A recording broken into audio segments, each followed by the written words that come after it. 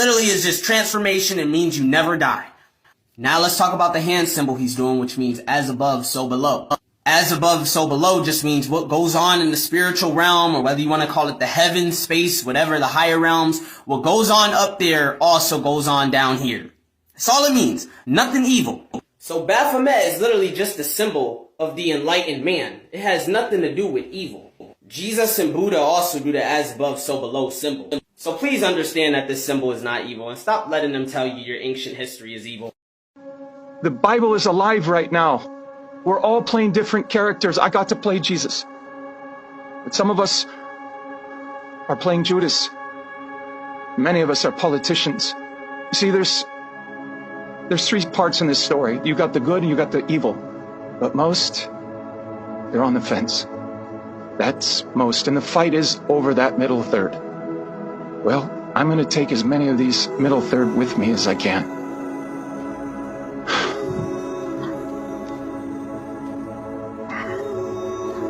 Steve, I can start with... Yes, sir. I want to start with you. I'm so tired right now. I want to say, I want to start with you and I trust you. You were with us on the Passion of the Christ. You saw what we went through. We were called anti-Semitic. Well, unlike many of you, I believe Jesus was a Jew. And I'm certainly not anti-Semitic. How could I be? I love the Son of Man. And he led us in this direction. And he's leading me towards the children. And I know right now, if we don't get 2 million people for these 2 million children, I've not done my job. And I've been outdone by a very, very, very brave man named Tim Ballard, who's put his life on the line. And he put his life on the line for bringing me in. See, when Fox was doing this movie, they didn't want me. I'm not saying all of Fox doesn't want me. I'm saying at the power positions, they would not hire me, and I was one of their main guys. I did a movie called The Thin Red Line, and then suddenly after The Passion, I couldn't get a job. The studios wouldn't hire me, but see, they're all controlled by the central banks. People have to... Do you really think Biden is the president of the United States? Do you really think he's running our country? Please. Who above him? Who are the puppeteers? Here's how you'll know that everything I've said is the truth. When they come out and they just blast me.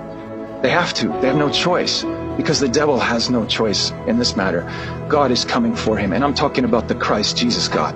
That is the one that's coming after him. And there's a big storm coming. And they know it. So they have to go and threaten you with everything from Q, Anon, or whatever they want to say. Do you know what Q really means? It means question. That's what one of these people told me. And I said, well, that seems like a good thing.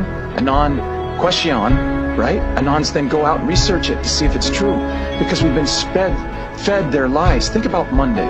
What happened? The Durham report was dropped. The FBI, the CIA, all of these guys are involved. Now, I know it's not all of them. The lower guys are probably just crying. But I'm asking you, warriors, to come out and tell the truth. If we would just unite. You know, I love that scene from Mel Gibson. I love that movie. When he runs out, where are you going? I'm going to pick a fight. Well, I'm here to pick one right now.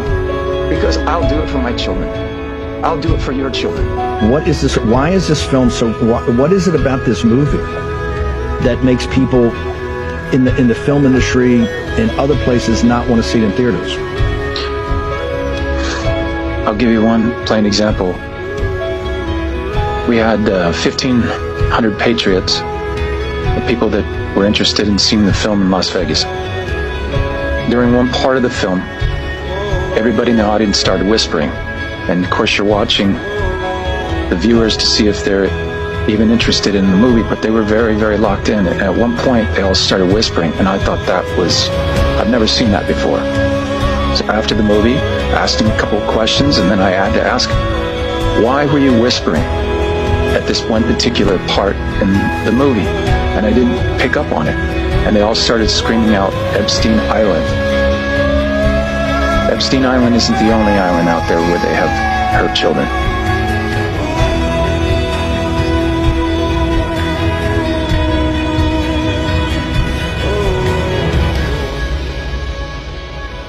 Let's go out of the Bible. No, let's stick there a little bit. Remember, the Bible is written by the 4 school of thoughts. Okay. The Elohim school of thoughts, the Yahweh school of thought, the Deuterocanonical school of thought, and the priestly school of thought. Now, how do you identify this school of thoughts? I mean, there are some of them you can easily identify them because they will tell one story in two ways, like creation story. Genesis 1, Adam was spoken into existence. Everything was spoken into existence. His wife, like Genesis 1 verse 26, let us make man in our image and our likeness, you know. And then they said male and female created he them. So that part is talking about things that were spoken into existence. Genesis 2, they talk about man made out of the clay of the earth. And then from his rib, a woman was made. Another story. Because it's two schools of thoughts defining this. Now, the first school of thought is the Elohim school of thought. These ones, and that is what make Genesis 1 speaks in plural. Let us make man in our In fact, in image in our the Hebrew, Genesis likeness. 1 is Barashit bara Elohim haaretz nashamayin. Yes, because So you see, the gods created heaven and earth. yes, there's a part I'm coming to. That why is it said in plural? It is because it is the Elohim school. But the Elohim, it is plural. Because in singular is El. So it is a plurality of El Shaddai, El Tzibo, El Nisi, El Elyon, El Yahweh, and so El Sabaoth, and so forth. This is what account to let us. So this is what you call the community of the gods. So- Psalms 82. So the proper way then you will say, Matomontomo dimu barile. Okay.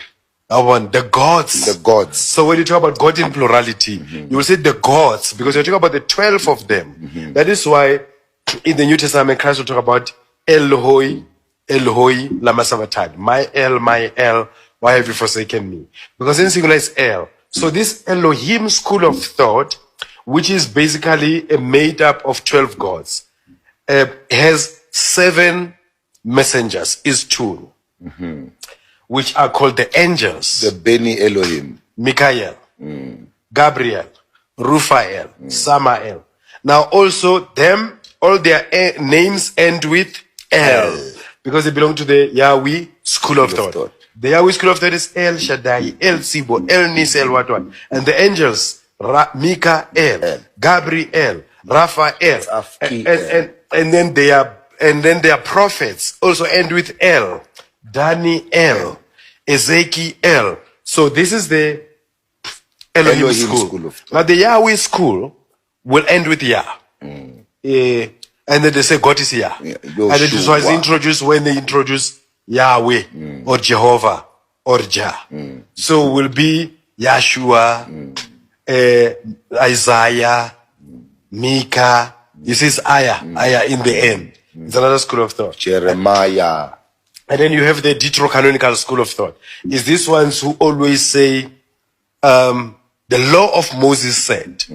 Moses said if we find someone, they quote Moses all the time, the law of Moses. And that is why some theologian will tell you that of all the books of the Old Testament, the only book or the oldest book of the Old Testament is not Genesis, it's the book of Job. Because the book of Job is the only one who doesn't quote Moses, who doesn't make Moses as a frame of reference or a reference point, because he existed before Moses. But all these ones who existed after Moses, they make Moses as their reference. So that is the deuterocanonical, which is basically in Swahili they say kumbukumbu la Torati, the remembrance of the Torah, the remembrance of the law.